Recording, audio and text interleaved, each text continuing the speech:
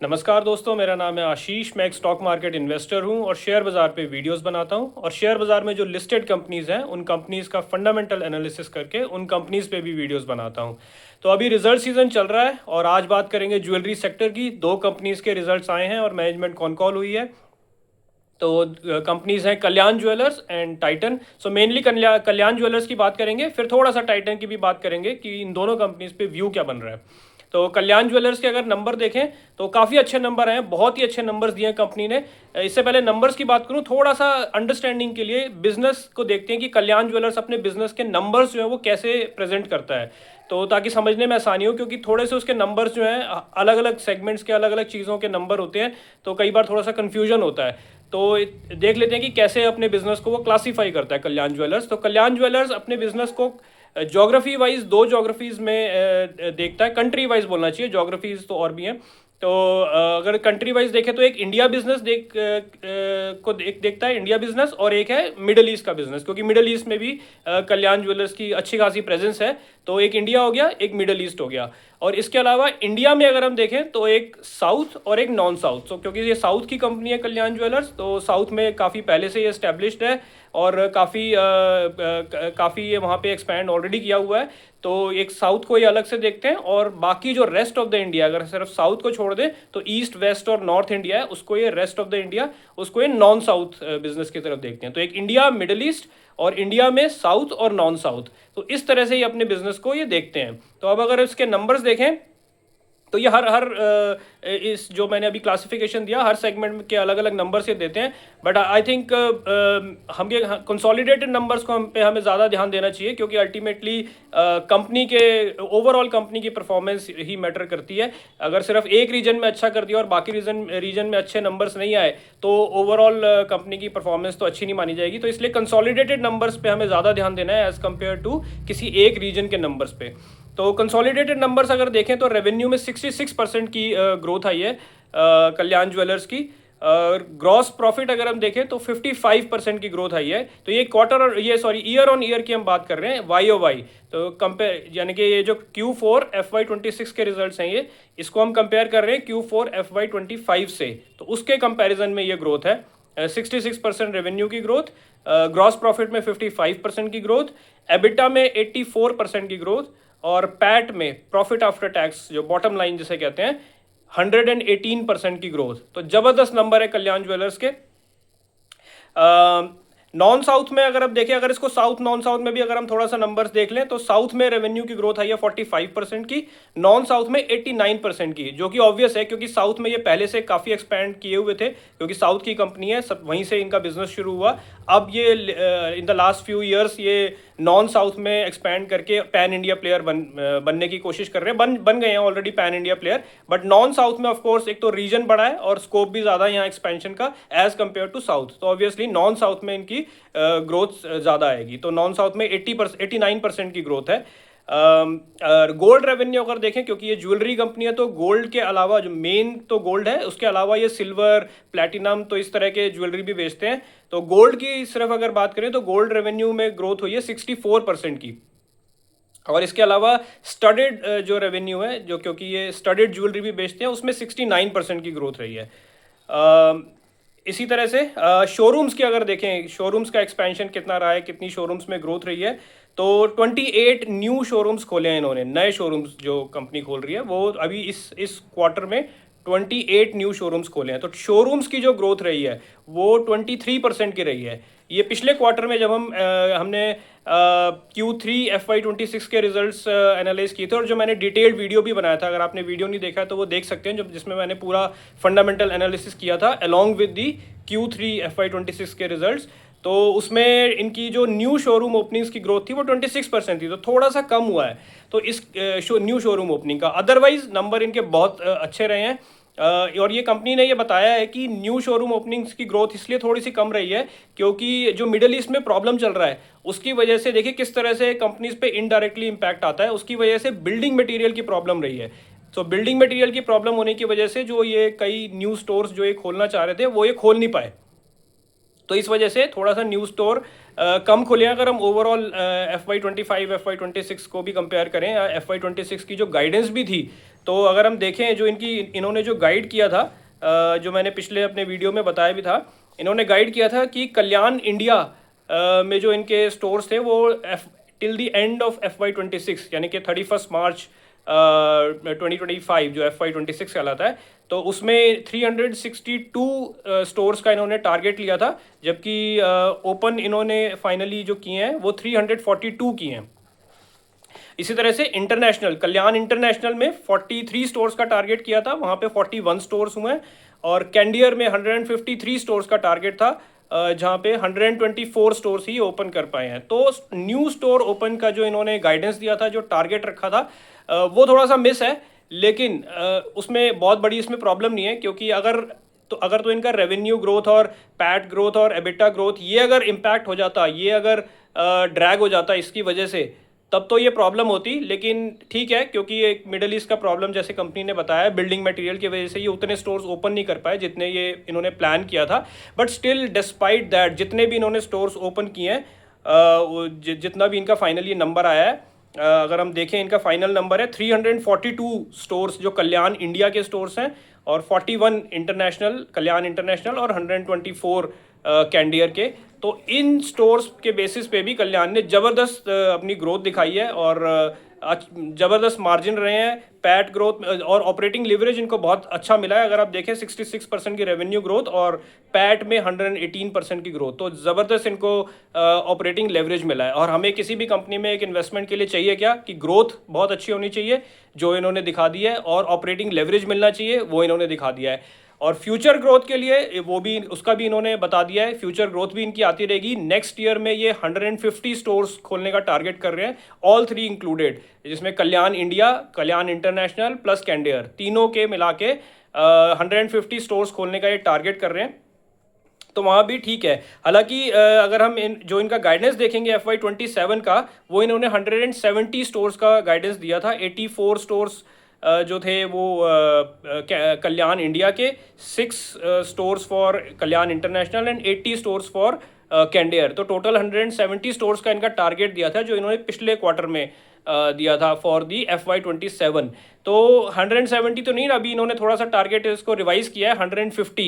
तो ये एक सिर्फ मुझे एक थोड़ा सा हल्का सा कंसर्न दिखा कि थोड़ा सा न्यू स्टोर्स ओपनिंग का जो इन्होंने गाइडेंस दिया है उसको थोड़ा सा कम किया है। लेकिन अगर इनकी ग्रोथ बरकरार रही, जो कि दिख रहा है ग्रोथ इनकी बरकरार है अभी इस क्वार्टर में भी, और आने वाले क्वार्टर्स में भी ऐसा दिख रहा है कि ग्रोथ इनकी बरकरार रहेगी, तो थोड़ा सा स्टोर ओपनिंग का ऊपर नीचे होगा भी, तो इतना बहुत ज़्यादा फर्क नहीं पड़ेगा।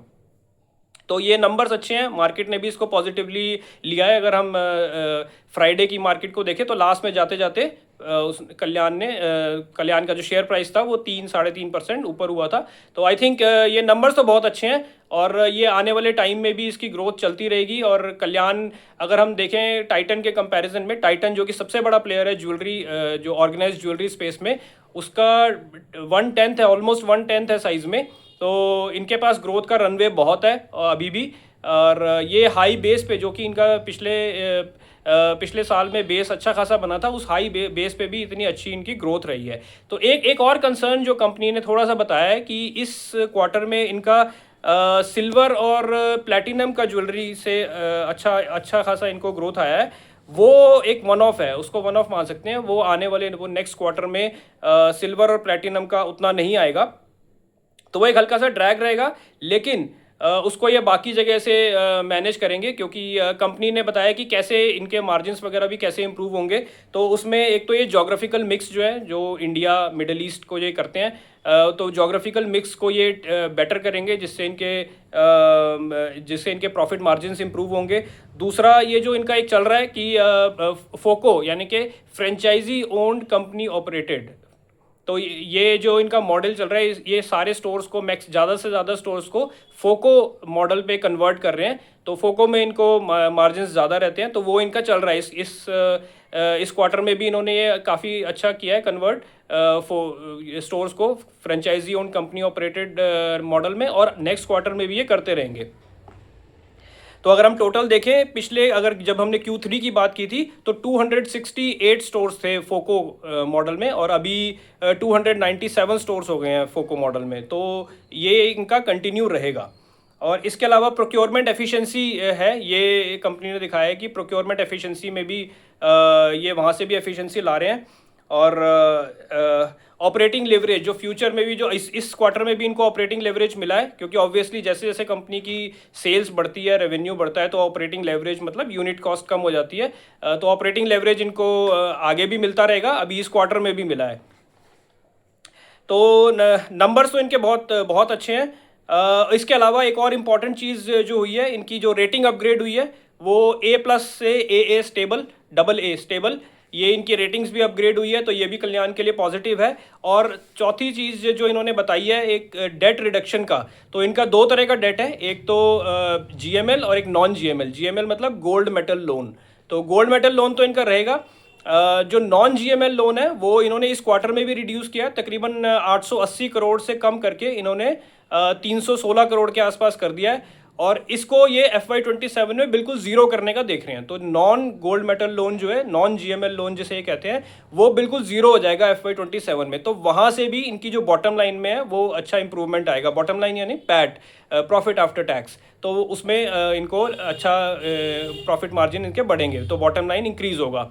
और इसके अलावा कंपनी ने बोला है कि एक इनका कोई एक एसेट है, एक लैंड बैंक है जो कि कोलेटरल रखा हुआ है बैंक के पास, तकरीबन 200 करोड़ का। उस कोलेटरल को ये छुड़वा लेंगे अभी बैंक से, अभी इस FY27 में। और फिर उसको भी ये वापस बिजनेस में लेके आएंगे या उससे डेट रीपे करेंगे, तो उसको बिजनेस में यूज़ करेंगे, उससे भी इनको फ़ायदा होगा। तो बाकी और इनके नंबर्स की अगर मैं बात करूं तो स्टडेड का जो शेयर है, स्टडेड ज्वेलरी का, क्योंकि स्टडेड ज्वेलरी में मार्जिन ज़्यादा रहता है, लेकिन उसमें सेम ही रहा है। पिछले Q3 में जब हमने देखा था तब भी 31.1 या 31.2 ही था, और इस क्वार्टर में भी 31.2 ही है इनका स्टडेड ज्वेलरी का ग्रोथ, तो उसमें कोई चेंज नहीं है। और इसके अलावा जो एक अच्छी चीज़ कल्याण के साथ हुई है, कल्याण के लिए हमेशा ये बोला जाता था, अगर टाइटन से कंपेयर करते थे कल्याण को, कि इनका ग्रोथ तो ये बहुत अच्छी लेके आ रहे हैं, काफ़ी समय से ला रहे हैं, ऐसा नहीं कि सिर्फ इस क्वार्टर या पिछले क्वार्टर में, काफ़ी समय से अच्छी ग्रोथ ला रहे हैं, लेकिन इनका जो है ROE ROC यानी कि जो एफिशिएंसी मैट्रिक्स है वहाँ पे ये थोड़ा सा लैग करते थे, ड्रैग करते थे। और ये ऐसा बोला जाता था कि अगर इनका ROC ROE अगर इतना ही रहा, कम ही रहा, तो फाइनली इनकी फिर ग्रोथ के लिए फंडिंग कैसे आएगी, फिर इनको डाइल्यूट करना पड़ेगा अपनी इक्विटी को, अपने शेयर्स को डाइल्यूट करना पड़ेगा, तो या फिर और डेट लेना पड़ेगा। लेकिन यहाँ पे कंपनी ने जो नंबर्स दिए अपने ROE ROC के, अगर इसको FY26 को FY25 से कंपेयर करें तो FY25 में इनका ROC 19.8 था, जो FY26 में बढ़ के 28.8 हो गया है।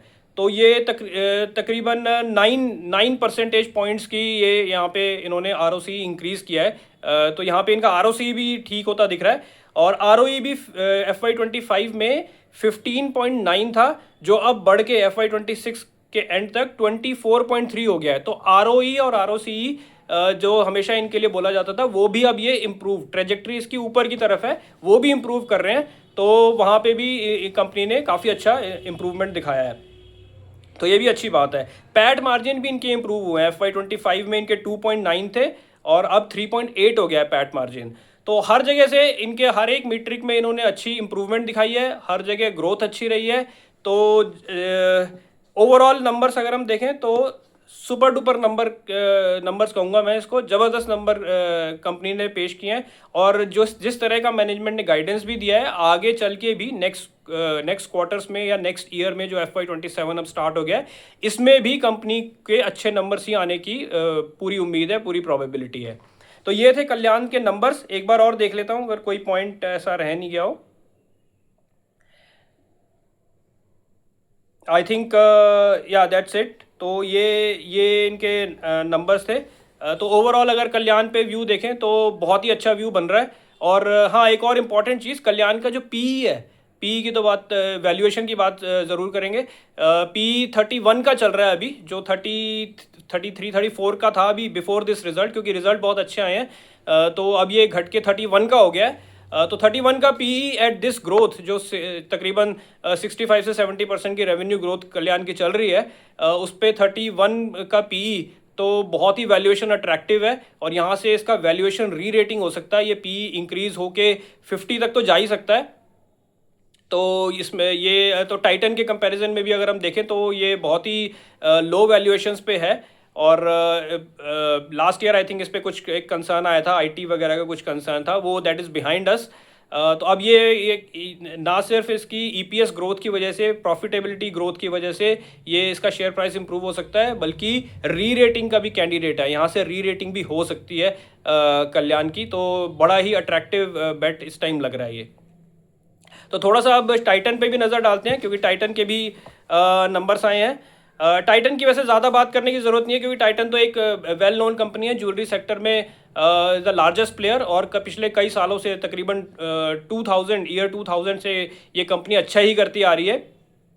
लेकिन फिर भी थोड़ा सा देख लेते हैं इनका जो रेवेन्यू ग्रोथ रहा है, कंसोलिडेटेड नंबर्स बता रहा हूँ, 45% का रेवेन्यू ग्रोथ। तो Titan at such a base, इतने बड़े बेस पे जो कि 10 टाइम्स है कल्याण की, वहाँ पे भी 45% का रेवेन्यू ग्रोथ टाइटन ने दिखाया है। ये जो रेवेन्यू ग्रोथ इतना अच्छा आ रहा है, यहाँ पे ये भी देखना पड़ेगा कि यहाँ पे मेजर जो है वो वैल्यू ग्रोथ है। जो गोल्ड के प्राइसेस हाई हुए हैं, वैल्यू ग्रोथ है, वॉल्यूम ग्रोथ उतना नहीं है। लेकिन ज्वेलरी सेक्टर में ऐसा हमने देखा है कि वॉल्यूम ग्रोथ या वैल्यू ग्रोथ, नॉर्मली अगर कोई और सेक्टर होता है तो उसमें वॉल्यूम ग्रोथ की ज़्यादा इंपॉर्टेंस होती है, लेकिन ज्वेलरी में ऐसा नहीं होता।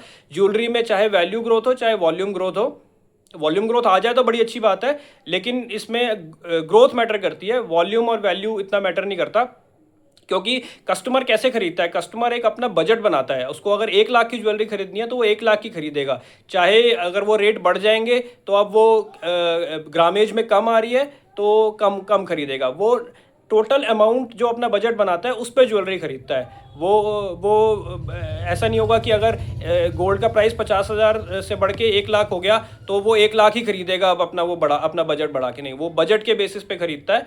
तो इसलिए इसमें वॉल्यूम और वैल्यू ग्रोथ का थोड़ा कम इंपॉर्टेंस है as compare to other sectors. तो बात कर रहे थे फुल जो कंसोलिडेटेड टाइटन के रिजल्ट्स की। सॉरी, 45% जो इनका ग्रोथ है ये फुल ईयर का ग्रोथ मैंने बताया है। अगर हम सिर्फ इस क्वार्टर का देखें, Q4 FY26 का, वो 50% का रेवेन्यू ग्रोथ है। तो ये और बेटर रहा है इस क्वार्टर में ग्रोथ। और इनका ईबिट ग्रोथ रहा है 36.5%। और इसके अलावा इनका अगर हम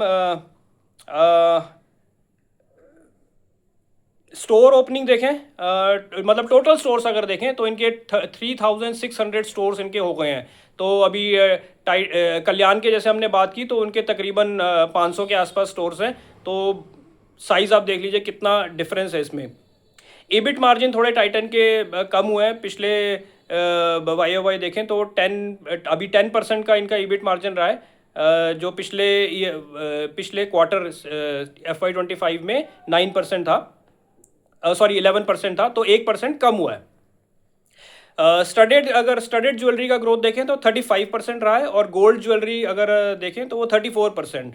और टाइटन ने भी 22 न्यू स्टोर्स ओपन किए हैं, नेट ऑफ न्यू स्टोर्स। तो नेट मतलब कि कुछ स्टोर्स अगर कोई क्लोज भी होता है तो नेट उसको माइनस करके नेट में कितने ओपन हुए, तो वो 22 स्टोर्स नेट ओपन किए हैं। तो टाइटन का एक और ब्रांड भी है कैरेट लेन, जिसने सब आई थिंक जानते हैं इसको, उसमें 22% की रेवेन्यू ग्रोथ रही है और ईबिट ग्रोथ 46% की रही है। और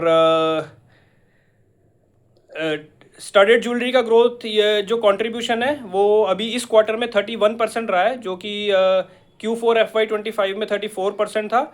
और गोल्ड का कंट्रीब्यूशन 69% है, जो कि Q4 FY25 में 66% था।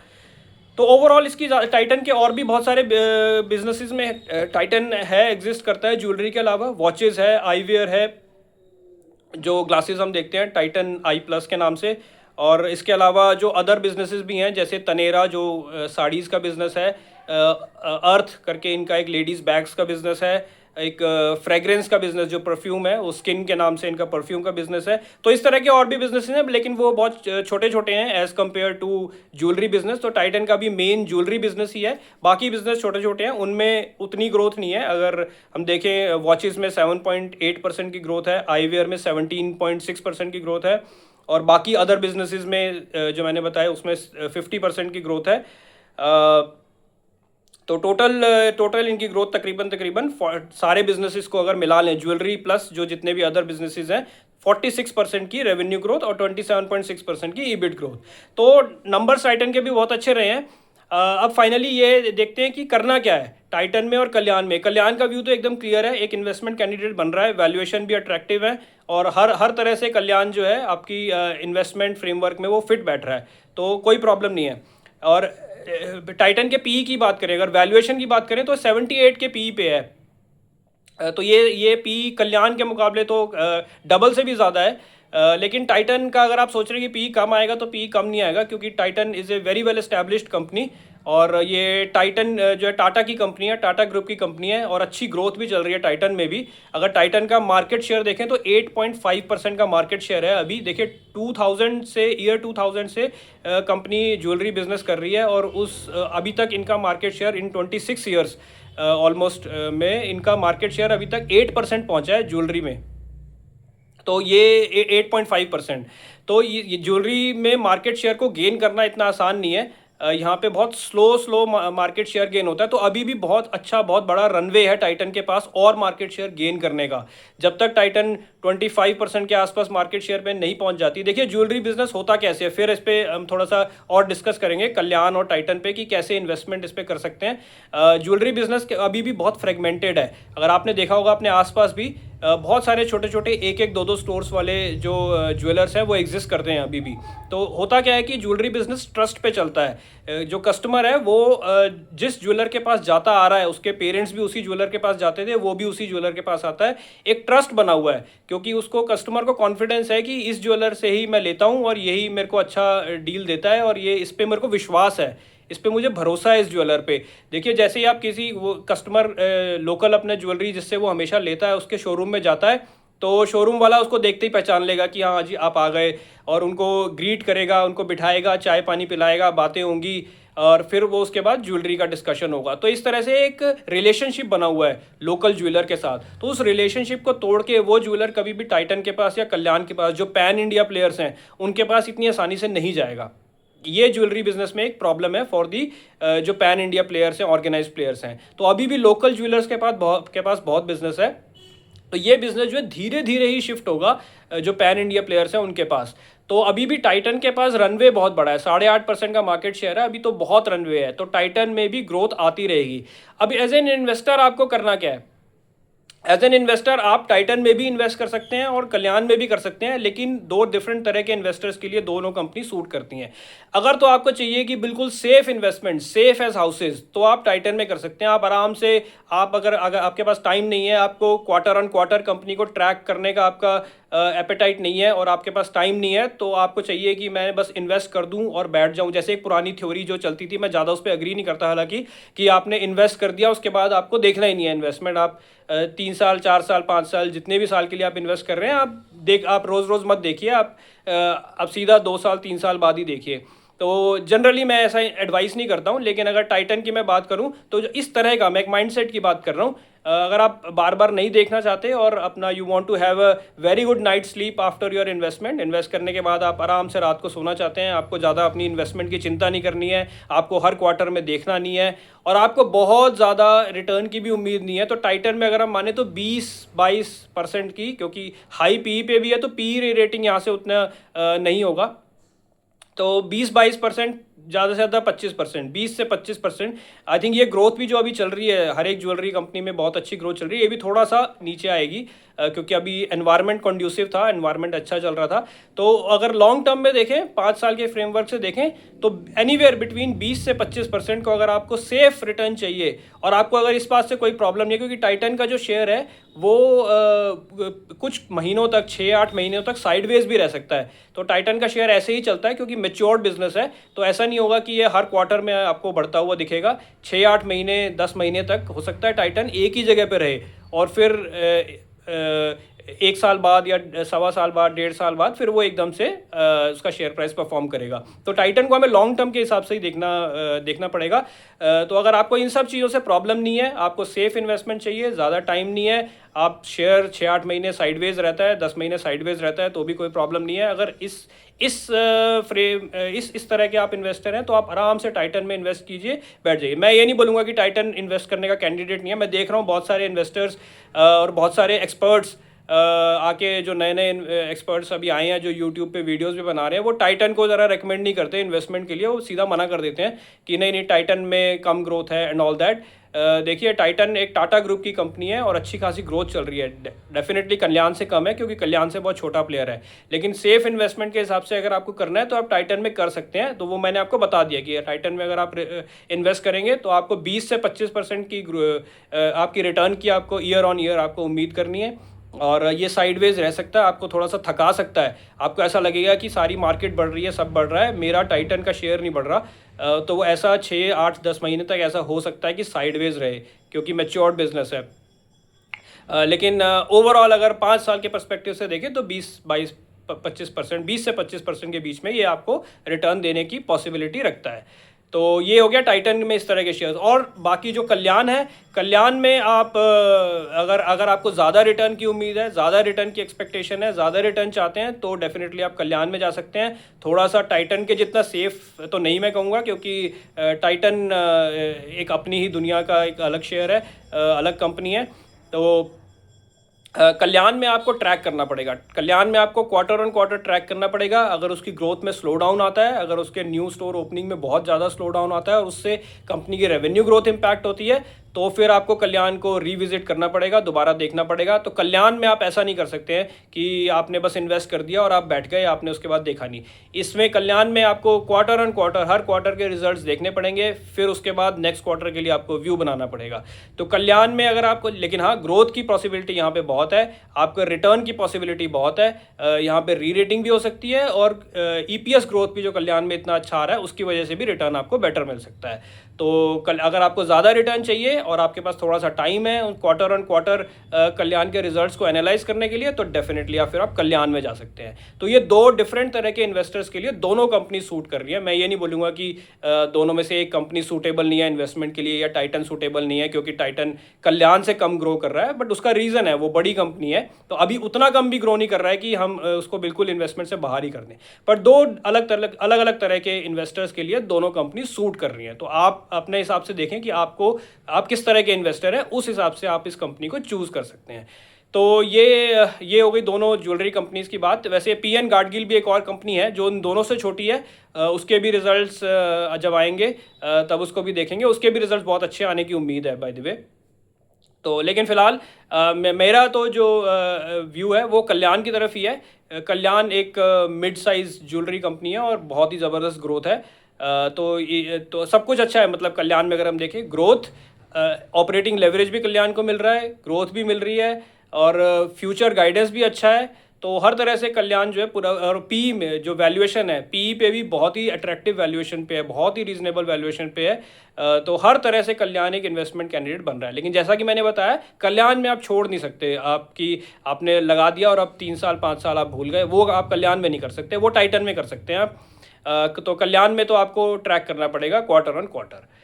तो आज के लिए फ़िलहाल इतना ही। अगर आपको मेरा वीडियो अच्छा लगा और आपको लगता है कि मेरे वीडियो से आपकी इन्वेस्टमेंट प्रोसेस में हेल्प हो रही है, तो ये मैं एक सिंपल लैंग्वेज में कंपनी के फंडामेंटल्स लाके आपके सामने रखता हूँ और जिससे कि और एक इन्वेस्टमेंट फ्रेमवर्क की भी हम डिस्कशन करते हैं। जैसा कि मैं अपने हमेशा वीडियोस में बताता हूँ कि इन्वेस्टमेंट के लिए आपको क्या देखना है, आपको ग्रोथ देखनी है, करंट ग्रोथ, ये आपका स्क्रीनर है, और इसके बाद आपको देखना है कि फ्यूचर में ग्रोथ कहाँ से आ रही है, कंपनी क्या गाइडेंस दे रही है फ्यूचर ग्रोथ की, और सिर्फ गाइडेंस पे नहीं जाना, कंपनी कर क्या रही है उस फ्यूचर ग्रोथ के लिए। गाइडेंस तो दे दिया, गाइडेंस तो आपको मुंह से बोल दिया कंपनी ने, वो कुछ कोई भी बोल देता है, लेकिन एक्चुअल में ऑन ग्राउंड कंपनी क्या बोल रही है, कितना केपेक्स करी है, कितने न्यू जोग्राफीज में जा रही है, कितने नए प्रोडक्ट्स लेके आ रही है, प्रोडक्ट मिक्स को कैसे चेंज कर रही है। तो फ्यूचर में ग्रोथ यहाँ से आएगी और आपको ऑपरेटिंग लेवरेज मिल रहा है या नहीं मिल रहा है ये देखना है, और वैल्यूएशन देखनी है। तो ये 5-6 चीज़ें अगर आपने देख ली तो आपको आपका इन्वेस्टमेंट प्रोसेस सही हो जाएगा। तो यही चीज़ को मैं डिफरेंट डिफरेंट कंपनीज़ के थ्रू मैं आपको सिंपल लैंग्वेज में समझाने की कोशिश करता हूँ। तो आई होप आपको ज़रूर इन्वेस्टमेंट प्रोसेस में हेल्प होगी। तो आप मेरे वीडियोज़ को शेयर करें, लाइक करें, सब्सक्राइब करें। आप अपने कॉमेंट्स में लिखें कि आपको मेरा वीडियो कैसा लगा। जो नॉलेज मैं यहाँ पे शेयर करता हूँ आपके साथ, उससे आपको कुछ फ़ायदा हो रहा है तो ये आप अपने कमेंट्स में लिखें। मैं डेफिनेटली आपके कमेंट्स को पढ़ूंगा और देन उस पर मैं वीडियोस भी बनाऊंगा। तो आज के लिए इतना ही। Thank you.